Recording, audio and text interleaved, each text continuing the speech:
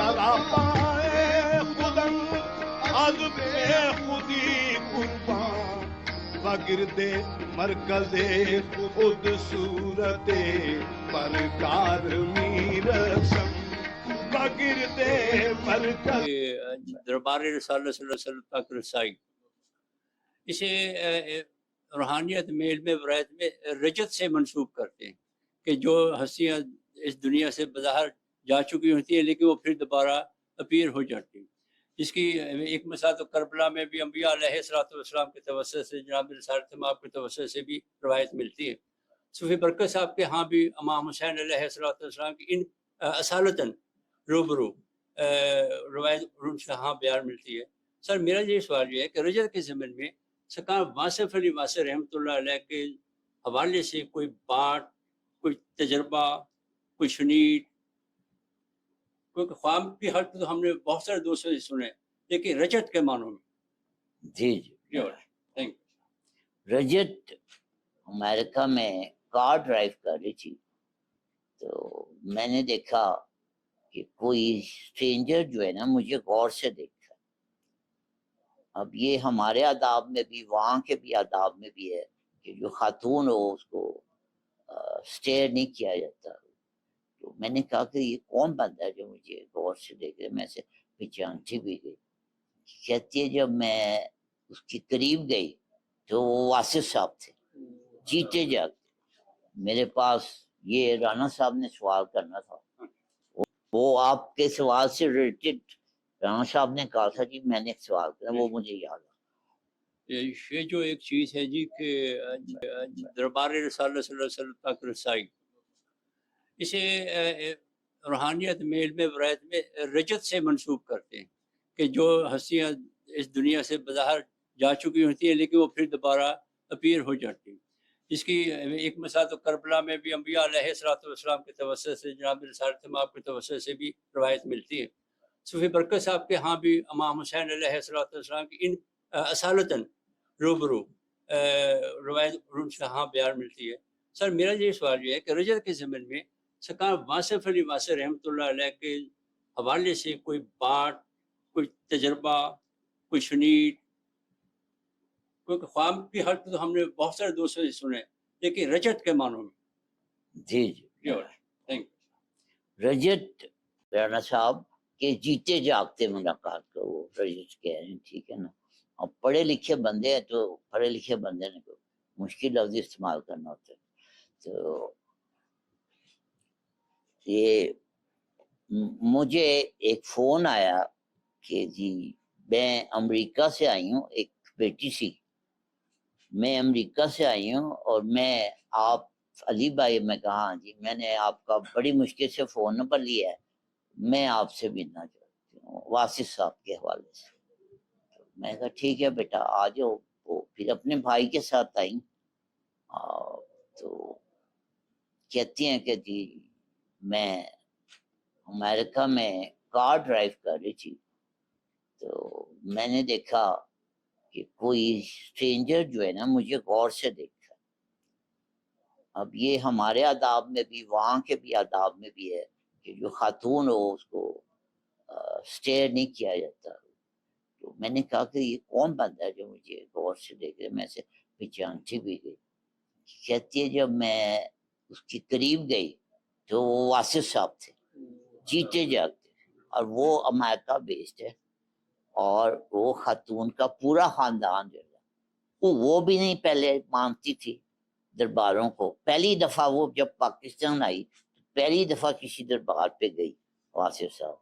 اس کے بعد پھر وہ حضرت قاضی احمد الدین شہید بھی گئی، پھر ڈاکٹر دربار بھی گئی، پھر وہ مسجد منورہ بھی اس نے حاضری دی. تو کہتے جی یہ واصف صاحب کو میں نے جیتے جاگتے گئے امریکہ میں. تو واصف صاحب کے لیے تو نہیں مشکل. پھر اس نے مجھے کہا کہ جی مجھے ایک اور زیارت بھی ہوئی ہے. میں نے کہا کس کی ہوئی ہے؟ پہلے یعنی کہ کلیئر کر دوں کہ اس کا جو تعلق تھا ایسی فیملی سے تھا جو بالکل ان چیزوں کو نہیں. تو کہتے جی مجھے مولا غازی عباس کی بھی زیارت ہے. میں نے پھر اسے بتایا، کہتی میں حیران ہوں مجھے ان کی زیارت کیسے ہوئی، کیوں ہوئی، ہم تو انہیں مانتے نہیں تھے. میں نے پھر اسے بتایا کہ واصف صاحب جو ہیں وہ مولا عباس کی اولاد سے، اس لیے آپ کو واصف صاحب کے جد امجد کی بھی زیارت ہوئی. پھر اس نے مجھے ہاتھ پہ اس نے 2 کنگن پہنے ہوئے تھے سونے کے، وہ اس نے مجھے دکھائے کہ یہ دیکھیں یہ میں نے کڑے پہنے ہوئے ہیں سونے کے، اور ان پہ لکھا ہوا تھا یا غازی عباس صلی اللہ علیہ وسلم. اور وہ نہایت سے زیادہ اس نے پھر جو انگلش میں مجھے لکھا وہاں سے، تو وہ میں حیران رہ گیا کہ یار یہ اس کی اتنی میں نے سکندر سے کہا کہ جی وہ نیچے ڈرائیور کو بھی کھانا دے آؤ، تو کہتے جی وہاں پہ تو پوری ٹیم ہے باڈی گارڈز کی، آپ نے ایک بندے کو کھانا بھیجا.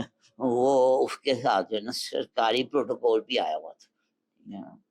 کہہ رہی تھی کہ 24 سال کی عمر میں مجھے ڈرائیور بھی مل گیا تھا سرکاری، اور گن مین بھی مل گیا، اور خاندانی طور پہ بھی بہت امیر تھے. تو اور اس میں کوئی ایسی بات نہیں تھی جیسے میرے اندر کوئی ایسی بات نہیں کہ واصف صاحب مجھ پہ مہربانی کرتے. مجھے آج تک نہیں سمجھ آیا انہوں نے کیوں تو اس کی بھی یہ سمجھ سے باہر تھا کہ واصف صاحب نے میرے اوپر یہ اتنی بڑی مہربانی کہاں سے. تو ویسے یہ بھی کرامت میں شامل ہوتا ہے واقعہ. وہ آئی تو ایک میری بیٹی کے لیے نا ایک سوٹ لے کے، تو جب اس نے کھولا نا بتایا کہ جی میں، اس کی ماں نے مجھے بتایا کہ ہم ماں بیٹی ایک شاپنگ مال میں گئے تھے، تو بیٹی کو ایک سوٹ پسند آیا تھا. جب قیمت دیکھی تو میری بیٹی نے اور میں نے فیصلہ کیا کہ یہ ہماری پہنچ سے باہر. تو وہ جو لائی تھی ہم نے جب کھولا تو وہ ایگزیکٹلی وہی سوٹ تھا جو میری بیٹی کو پسند. یہ میں نے اس لیے بیان کیا کہ یہ اسی کرامت کا ایک تسلسل. تو یہ ہے مبشر، آپ کے سوال کا بھی جواب ہو گیا. رانا صاحب کے سوال کا مطلب اور کوئی شخص؟ جی سر، یہ محترم نے بتایا نا یہ کتنے عرصے کی بات ہے، یہ آپ سے کب بات ہوئی؟ مجھے تو تقریباً اس سے ملے ہوئے 1 سال ہو گیا، ٹھیک ہے نا. اور بیچ میں اس نے مجھ سے ایک آدھی دفعہ ہی رابطہ کیا، ٹھیک ہے نا. لیکن وہ بابا حضور کو بہت سنتی ہے، جب ڈرائیو کر رہی ہوتی ہے تو وہ بابا حضور کی کیسٹ بہت سنتی ہے. وہ حیران تھے. تو اس نے مجھے صرف ایک لفظ سے پکڑا، کہتی جی میں نے آپ کی تقریر سنی تھی جس میں آپ نے کہا تھا کہ کل کا کیا مطلب. تو اس میں نے کہا تھا جب واصف صاحب کی گفتگو اگر آپ شروع سے سنیں نا کوئی ریکارڈنگ، تو آپ وہاں سے بولو بولو. وہ میں نے کہا تھا کہ وہ بولو بولو ان سے کوئی اور کہہ رہا ہوتا تھا بولو بولو، ہمیں لگتا تھا وہ ہم سے کہہ ان سے کوئی اور. میں نے کہا یہ کل تھا کہ آپ کہہ دیجئے، ٹھیک ہے نا. صحیح ہے. وہ جو کہتے تھے نا بولو، تو یہ ان کا کل تھا کہ کوئی ان سے کہہ رہا ہوتا تھا آپ کہہ دیجیے. تو پھر وہ بات آگے. تو یہ اس نے جملہ پکڑ لیا اور یہ اس کے دل کو لگا.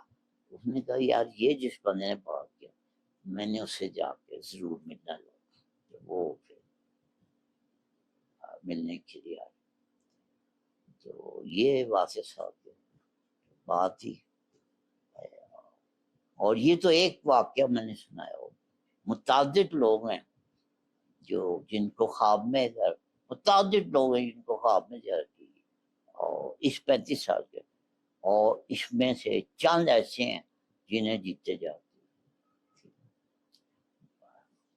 تو ایک کو تو رمان بھائی بھی جانتے جی، ایک ان میں سے ایک کو رمان بھائی بھی جانتے جن کو جیتے جاتے، اور چاند کو میں بھی جانتا ہوں جنہیں جیتے جاتے.